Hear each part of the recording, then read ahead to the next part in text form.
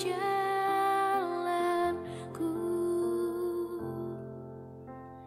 Waktuku bimbang dan hilang jalanku, tetaplah kau di sisiku. Dan takkan ku takut asal kau di dekatku, besertaku selamanya. Oh, firman-Mu pelita bagi kakiku, terang bagi jalanku.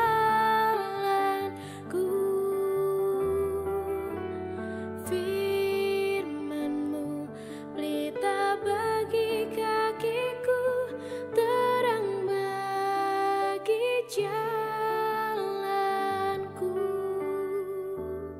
Terang bagi jalanku, terang bagi jalanku.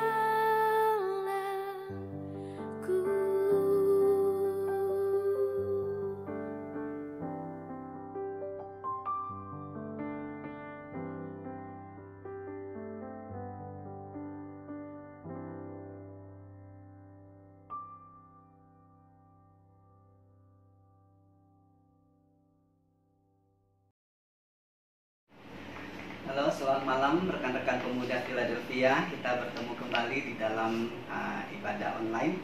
Mari kita bersama-sama berdoa sebelum kita membaca sebagian firman Tuhan dan kita renungkan bersama. Bapa, kami datang kepadamu pada malam hari ini. Kami sungguh bersyukur Tuhan masih bisa mempertemukan kami sekalipun bukan secara langsung tapi melalui online. Kiranya Tuhan sendiri yang boleh terus menolong kami supaya iman kami boleh bertumbuh terus menerus bersama dengan Tuhan dimanapun kami berada. Tuhan, kami menyadari tengah-tengah pandemi ini ada banyak keterbatasan bagi kami, tapi justru ini menjadi pengingat bahwa kami butuh Tuhan. Kami butuh anugerah Tuhan yang setiap hari menolong kami, memimpin hidup kami. Saat ini kami mau belajar dari firman-Mu. Tuhan, pimpin kami. Di dalam nama Tuhan Yesus kami berdoa. Amin. Rekan-rekan, kita selama 1 bulan ini kita eksposisi doa Bapa kami ya. Jadi pada malam hari ini kita akan khusus baca ayat 12-13, tapi saya akan sekaligus membaca ayat 14-15 yang sudah dijelaskan oleh Guru Injil Lilis di minggu Jumat yang lalu. Saya akan bacakan Matius pasal yang ke-6 ayat yang ke-12, 13, 14, 15. Dan ampunilah kami akan kesalahan kami, seperti kami juga mengampuni orang yang bersalah kepada kami. Dan janganlah membawa kami ke dalam pencobaan, tetapi lepaskanlah kami dari yang jahat. Karena Engkaulah yang mempunyai kerajaan dan kuasa dan kemuliaan sampai selama-lamanya. Amin. Karena jikalau kamu mengampuni kesalahan orang, Bapamu yang di surga akan mengampuni kamu juga. Tapi jikalau kamu tidak mengampuni orang, Bapamu juga tidak akan mengampuni kesalahanmu. Nah teman-teman, selama 1 bulan ini seperti yang tadi saya katakan, kita sudah eksposisi doa Bapa kami. Dan pada malam hari ini kita khusus bahas tentang pengampunan. Jadi kalau kita bicara tentang eksposisi dari 2 ayat ini bisa 1 jaman ya. Tapi saya tidak sepanjang itu, kita hanya renungan singkat. Jadi tidak bisa dimasukkan eksposisi. Saya berharap nanti kalau kita sudah bertemu tatap muka di gereja, kita bisa mengulang eksposisi ini karena sangat baik ya. Jadi pada malam hari kita khusus bicara tentang pengampunan. Nah sebelum kita bicara tentang pengampunan, kalau teman-teman perhatikan Matius pasal 6 ini dimasukkan ke dalam khotbah di bukit dari pasal 5, pasal 6 dan pasal 7 ya, seterusnya ya. Nah jadi ini adalah khotbah di bukit. Kalau kita bicara tentang khotbah di bukit, ini orang mengatakan etika surga. Etika surgawi, satu etika yang tinggi, etika yang melampaui etika dunia ini. Satu etika yang tidak mampu dicapai oleh siapapun di dunia ini. Kenapa tidak mampu dicapai? Karena Allah menuntut kesempurnaan. Nah, itu yang tidak bisa dicapai oleh manusia manapun. Dan khotbah di bukit ini Allah standarnya adalah kesempurnaan. Jadi hanya satu-satunya manusia yang pernah hidup di dunia ini yang bisa mencapai standar etika Allah ini adalah Kristus yang mati di kayu salib itu. Itulah sebabnya setiap orang yang percaya kepada Yesus, dosanya diampuni, kemudian dia dibenarkan. Kenapa orang yang percaya Yesus dibenarkan? Karena kebenaran Yesus ditambahkan kepada manusia berdosa itu. Ya, kalau dalam istilah teologinya itu diimpartasikan, ditambahkan. Saya manusia berdosa, saya percaya kepada Yesus, bertobat, dosa saya diampuni, kemudian saya dibenarkan. Jadi kebenaran Kristuslah yang ditambahkan kepada kita. Kenapa? Karena kita bukan manusia yang benar. Nah, itulah sebabnya kita diampuni dan kita diselamatkan itu hanya oleh karena anugerah atau kasih karunia Allah. Jadi kita dibenarkan oleh karena kita beriman kepada Kristus. Justification by faith. Dan iman itu sendiri adalah karunia Allah, diberikan Allah kepada kita. Nah, itulah sebabnya kita hidup itu melalui pengampunan. Kalau saudara dan saya hari ini bisa hidup, maksud saya bukan hidup yang umum fisik yang kita alami. Maksud saya kita bisa hidup, memiliki hidup kekal, memiliki hidup Kristus itu karena Kristus telah mati di kayu salib mengampuni kita. Jadi kita tidak akan memperoleh hidup pengharapan kalau Yesus tidak mati di kayu salib, kalau Yesus tidak memikul dosa-dosa kita. Nah, bagian ini mengatakan, ampunilah kami akan kesalahan kami. Suatu permohonan. Ya, kita mengakui dosa kita ketika kita bersalah, ketika kita berdosa, kita minta pengampunan kepada Allah. Sebenarnya itu bukan syarat Allah mengampuni kita. Karena Allah sudah mengampuni kita ketika Kristus mati di kayu salib.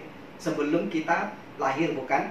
Sebelum kita berbuat dosa. Bahkan sebelum kita mengaku dosa dan bertobat, Yesus sudah mati. Tapi di dalam ruang lingkup kita hidup secara aktual, seringkali sesudah kita percaya kepada Yesus, kita melakukan kesalahan, kita melakukan dosa, maka kita datang kepada Tuhan, kita mengakuinya, kita minta ampun. Itu bukan syarat, tapi ketika kita mengaku dosa, kita minta ampun sama Tuhan, itu menunjukkan bahwa kita bergantung sepenuhnya kepada anugerah dan pengampunan Allah. Kita tidak mampu menjalani hidup ini dengan kekuatan kita. Kita butuh kebenaran Kristus, ketaatan Kristus yang ditambahkan kepada kita. Kalau kita mengakui dosa kita, berarti kita tidak mampu menjalani hidup ini kita sendirian.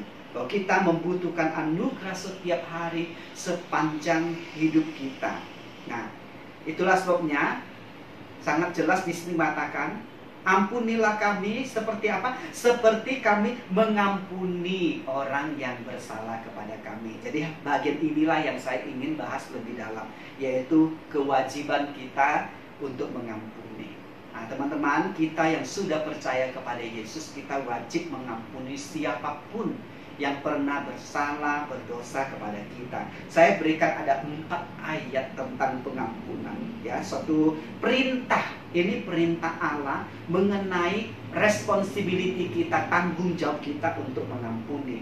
Nah, misalnya nanti teman-teman bisa baca di rumah ya. Lukas pasal 17 ayat 3-4. Di situ mengatakan kita mengampuni mereka yang menyesal.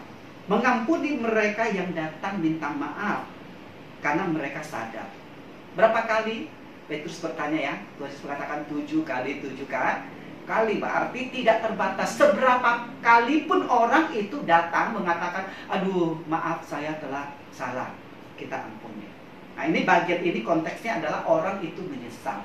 Orang itu datang minta maaf dan kita harus mengampuni. Seberapapun kali dia melakukan kesalahan.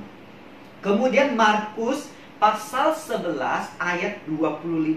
Konteks Markus pasal 11 ayat 25 ini mengatakan kita mengampuni mereka yang sekalipun tidak datang minta maaf. Tadi di Lukas datang minta maaf, lalu kita maafkan kan? Kita ampuni. Nah, sedangkan di Markus ini kita mengampuni mereka yang tidak sadar bahwa mereka salah, ataupun mereka sadar mereka salah tapi mereka tidak datang minta maaf, mereka tidak datang minta ampun.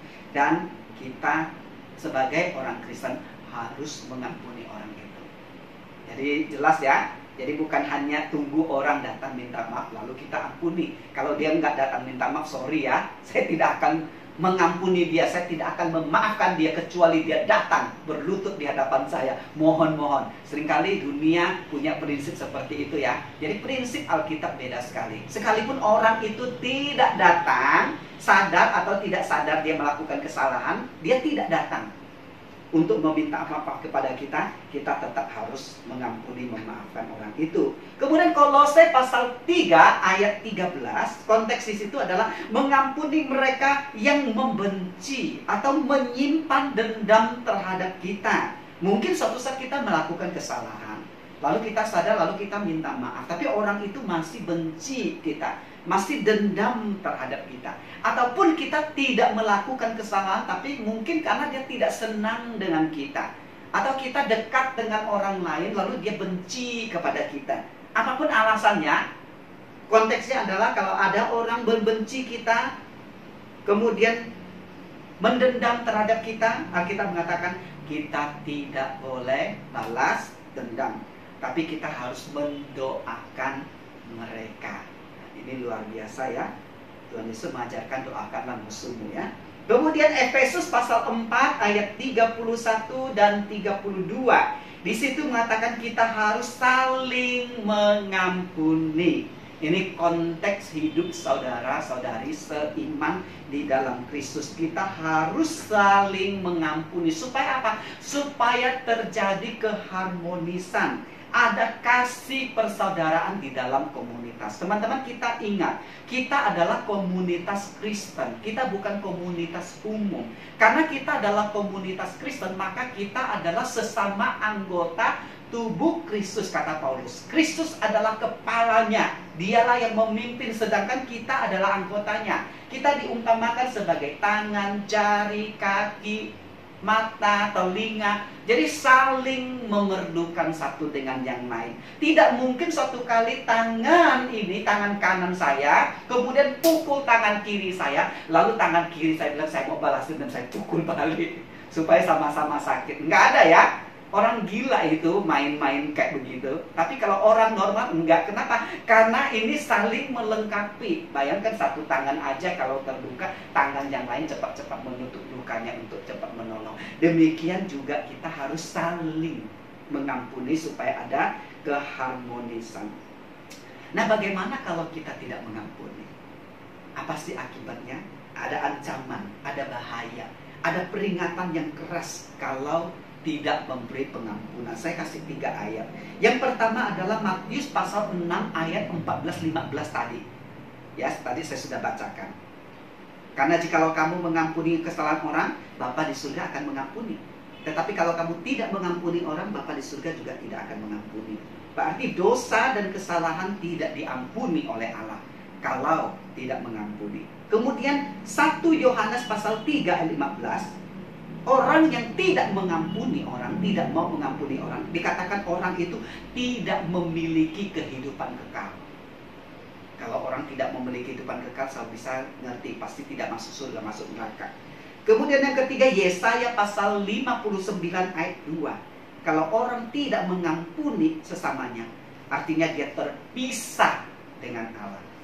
Saudara, dari 3 ayat ini kita sudah mengatakan bahwa orang yang tidak mau memberi pengampunan, ini menjadi satu tanda tanya besar. Apakah orang ini sungguh-sungguh sudah percaya kepada Yesus? Seorang yang sungguh-sungguh percaya kepada Yesus, dia pasti mau mengampuni orang lain. Hanya mereka yang tanda tanya besar. Apakah dia sungguh-sungguh percaya kepada Yesus? Kalau dia sungguh-sungguh percaya Yesus, kenapa dia tidak bisa mengampuni? Tanda tanya besar kan? Saya bisa mengerti ya. Kalau dia sungguh-sungguh percaya Yesus, dia pasti mengampuni. Kalau dia tidak mengampuni, itu tanda tanya besar. Tentu saja ini bukan untuk menilai, menghakimi orang lain.